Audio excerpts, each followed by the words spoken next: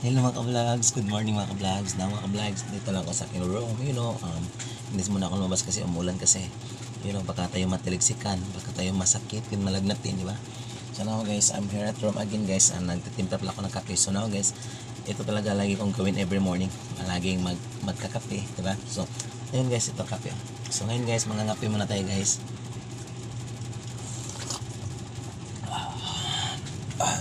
Para yung ang lamig kasi, ang lamig ng ulan sa labas, parang pumapahid-pahid sa yung katawan. Tapos inumin ko na to ng kape para mainit, para